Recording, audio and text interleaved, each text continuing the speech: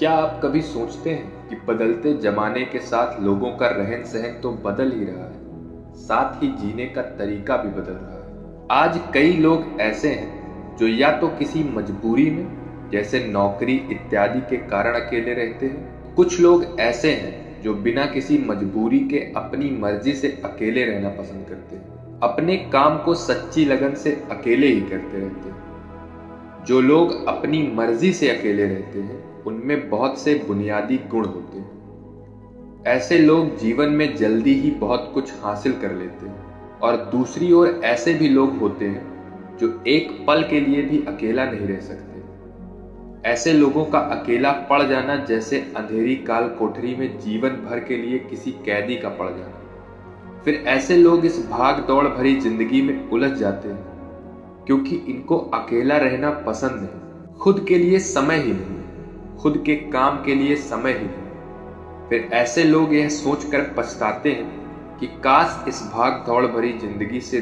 दूर होके खुद के लिए समय निकाल लिया होता तो आज ऐसे दिन नहीं आते। पर अकेला रहना हर किसी के लिए वाकई आसान काम नहीं है, और अकेले रहने का यह मतलब भी नहीं है कि हम अपने घर बार, परिवार, रिश्ते नाते, मित्रों से दूर रहें। अकेले रहना भी एक कला होती है जो आगे हम इस कहानी में जानेंगे।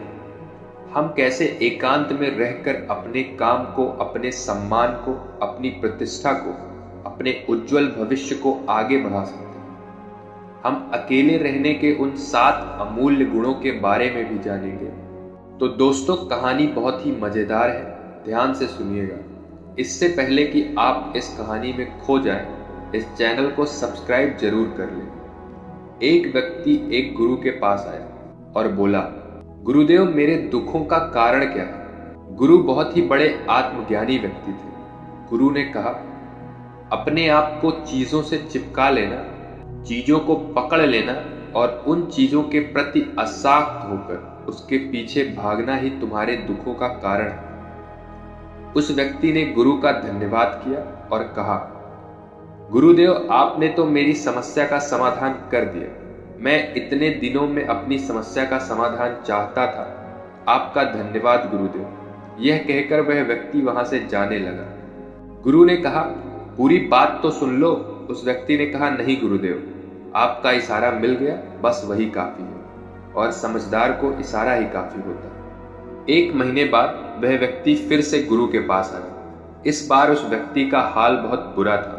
वह बहुत दुखी था और सीधे गुरु के चरणों में गिर गया और कहा, गुरुदेव, आपने जो कहा था मैंने वैसा ही किया, पर मुझे सुख नहीं मिला, मुझे तो और दुख मिल रहा है। गुरु ने उस व्यक्ति से पूछा, तुमने ऐसा क्या किया? व्यक्ति ने कहा, मुझे अपने परिवार वालों से, मित्र, रिश्तेदारों से दुख मिल रहा था, तो मैंने उन्हें छोड़ दिया और छोड़कर चला गया। 2-4 दिन तो मुझे बहुत अच्छा लगा, पर धीरे धीरे मुझे उनकी याद आने लगी। अपने माता पिता, अपनी पत्नी, अपने बच्चे याद आने लगे। रिश्ते, रिश्तेदार, यहाँ तक कि अपने शत्रु भी मुझे याद आने लगे। इतना दुख तो मैंने उनके पास रहकर भी नहीं जाना था जितना कि उनसे दूर होकर दुखी हो गया। इसीलिए आज मैं घर वापस जाने के लिए निकला था और आपके पास आ पहुंचा। आपने मुझे इतनी गलत सलाह क्यों दी गुरुदेव?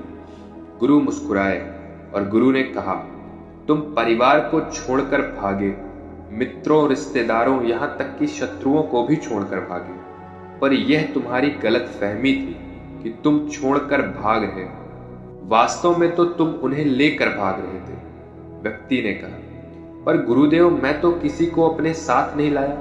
गुरु ने कहा, जो चीजें हमें दुख देती हैं वह कहीं बाहर नहीं होती, यहाँ तक कि जो हमें सुख देती है वह भी बाहर नहीं होती।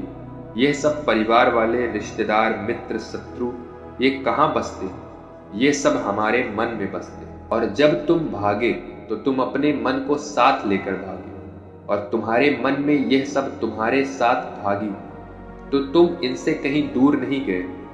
जब जो चीजें मन में बसी हो और वह आस पास हो, तो वह जो दुख देती है वह हमें बहुत लगता है, पर वह बहुत कम होता है जब हम इन चीजों से दूर हो जाते हैं, यानी छोड़कर भाग जाते हैं। जब मन उन चीजों को पाने के लिए फिर से प्रयास करने लगता है, तब यह चीजें बहुत ज्यादा दुख देती हैं, जैसे तुम्हें हो रहा है। व्यक्ति ने कहा, तो गुरुदेव मैं क्या करूं? चीजों के साथ रहूं तो दुख, चीजों को छोड़ कर जाऊं तो दुख।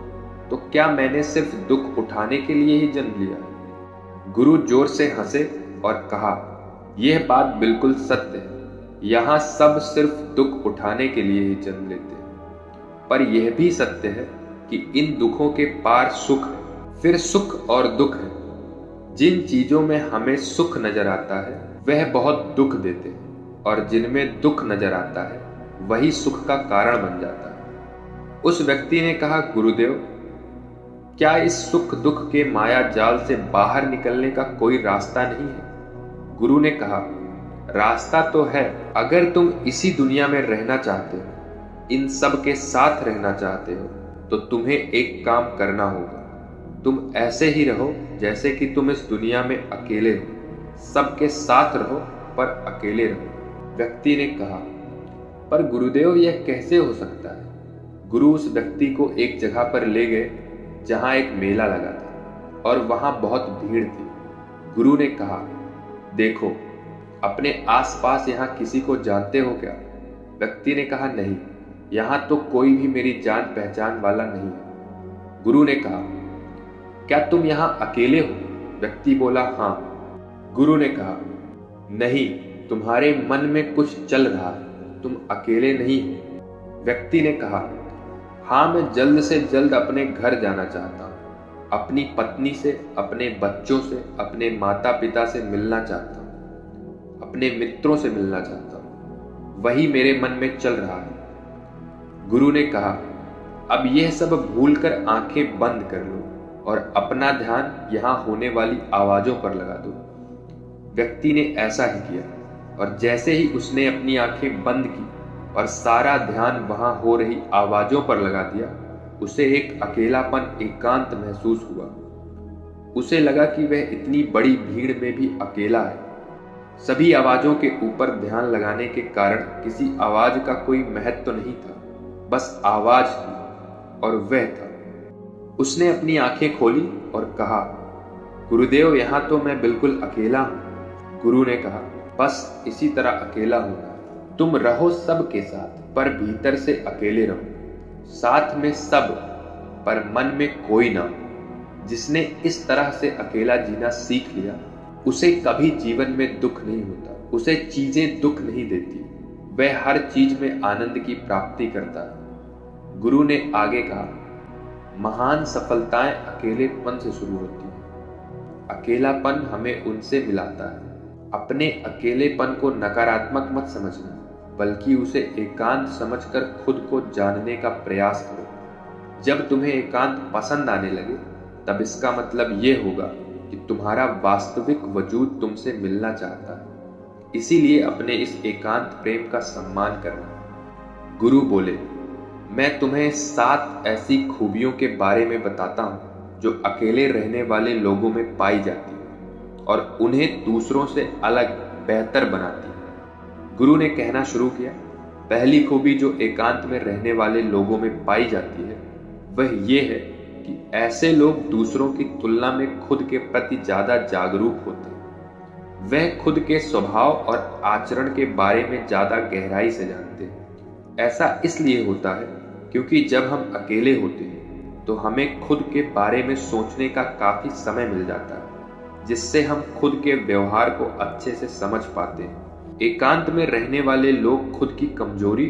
और ताकत को भी अच्छे से जान पाते हैं, जिससे वह दूसरे लोगों की तुलना में किसी भी खराब परिस्थिति का सामना ज्यादा अच्छे से कर सकते हैं। गुरु ने कहा, अकेले रहने वाले लोगों की दूसरी खूबी है कि ये सकारात्मक सोच वाले लोग होते हैं। देखो, जब बहुत से लोग हमारे साथ होते हैं तो वहां एक दूसरे से तुलना, जलन, घमंड, लालच जैसे कुविचार अपने आप ही मन में आने लगते हैं और फिर इंसान इन विचारों के बस में आकर उल्टे सीधे काम करने लगता है। हालांकि ऐसा नहीं है कि एकांत में रहने वाले लोगों के मन में यह विचार नहीं आते, लेकिन क्योंकि वह अकेले हैं इसीलिए दूसरों से तुलना, जलन, घमंड जैसे विचार उनके मन में दूसरों की तुलना में थोड़ा कम आते हैं। साथ ही अकेले रहने की वजह से उन्हें खुद के बारे में सोचने का ज्यादा समय मिल जाता है, जिससे वह अपने नकारात्मक विचारों को पहचान कर उन्हें कम कर सकते हैं, जिसके कारण ऐसे एकांत में रहने वाले लोग ज्यादा सकारात्मक होते हैं।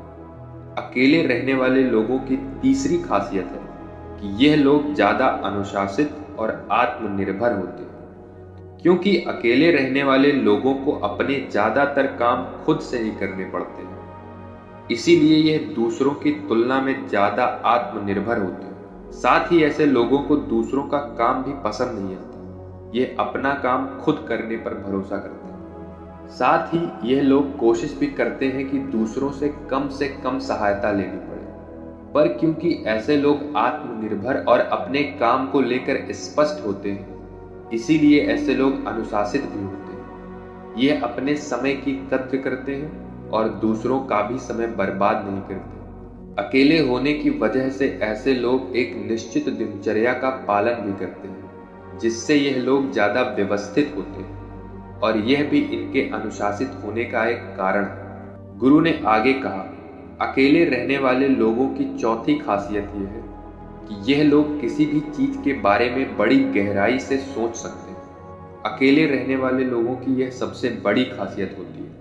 इसीलिए जितने भी लेखक, कवि और बड़े बड़े काव्य के रचयिता हुए, उन सभी को एकांत में रहना पसंद था, क्योंकि जब कोई व्यक्ति एकांत में होता है तो वह अपने अंदर की आवाज सुन पाता है। जितने भी बड़े आविष्कार हुए हैं, उन सब की शुरुआत एकांत में हुई थी, क्योंकि एकांत में रहकर किसी भी चीज के बारे में बड़ी बारीकी से सोचा और समझा जा सकता है। गुरु ने कहा, एकांत में रहने वाले लोगों की पांचवी खूबी यह है कि इनका व्यक्तित्व सबसे अलग, सबसे हटकर होता है। और वे लोग जो ज्यादातर दूसरे लोगों के साथ रहते हैं या अकेले रह ही नहीं पाते, वह कितनी भी कोशिश कर ले, लेकिन जाने अनजाने में ही सही, लेकिन दूसरों के व्यक्तित्व का कुछ हिस्सा उनके अंदर आ ही जाता है। दूसरों की आदतें, दूसरों के विचार उनके अंदर प्रवेश कर ही जाते हैं, जिससे उनके व्यक्तित्व में वह अनूठापन, वो निरालापन नहीं आ पाता। उनका व्यक्तित्व कई सारे लोगों के व्यक्तित्व का मिश्रण हो जाता है। पर क्योंकि एकांत में रहने वाले लोग अपना ज्यादातर समय अपने साथ बिताते हैं, इसीलिए यह दूसरों की बातों और विचारों से बहुत ही कम प्रभावित होते हैं। इनके अपने जीवन को जीने के खुद के बनाए नियम और कायदे होते हैं, जिनका यह पालन करते हैं। यह किसी से भी आसानी से प्रभावित नहीं होते। इसीलिए ऐसे लोगों की शख्सियत सबसे हटकर सबसे अलग होती है। इसीलिए इनके व्यवहार में एक अलग ही निराला होता है, जो किसी दूसरे व्यक्ति को पसंद भी आ सकता है और नहीं भी। गुरु बोले, छठी खासियत जो एकांत में रहने वाले लोगों में पाई जाती है, अकेले रहने वाले लोगों के दूसरों के साथ रिश्ते बहुत ही गहरे और मजबूत होते हैं।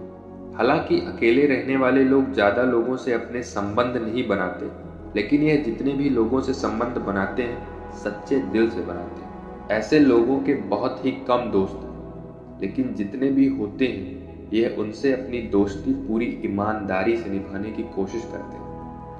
अक्सर लोगों को यह लगता है कि एकांत में रहने वाले लोग बहुत कम बात करते हैं, लेकिन उनसे पूछिए जिनसे यह दिल से जुड़े होते हैं कि उनसे कितनी बातें करते हैं। ऐसे लोग जिन्हें अपना मान लेते हैं और वह इनके सामने अपने पूरे दिल की बात रख देते हैं। अकेले रहने वाले लोग बहुत ही कम लोगों के साथ संबंध तो रखते हैं, लेकिन जरूरत पड़ने पर वह अपनी तरफ से पूरी मदद करने के लिए भी तैयार रहते हैं। इसीलिए इनके रिश्ते कम लोगों से तो होते हैं, लेकिन जिनसे भी होते हैं बहुत मजबूत होते हैं।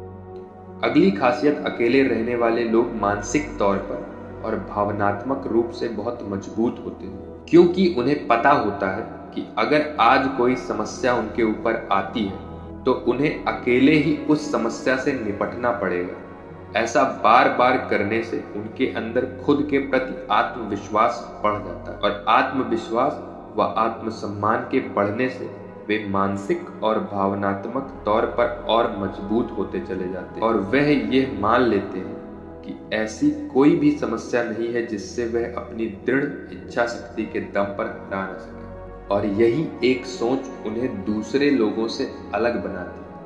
इतना कहने के बाद गुरु चुप हो गए तो उस व्यक्ति ने कहा, गुरुदेव, आपकी सारी बात तो ठीक है, लेकिन यह कब कहा जा सकता है कि अकेलापन एक वरदान है? यह सुनकर गुरु ने कहा, अकेलापन हमेशा से ही एक वरदान रहा है, अगर हम उस समस्या को पूरी सकारात्मकता से सदुपयोग कर पाए तो।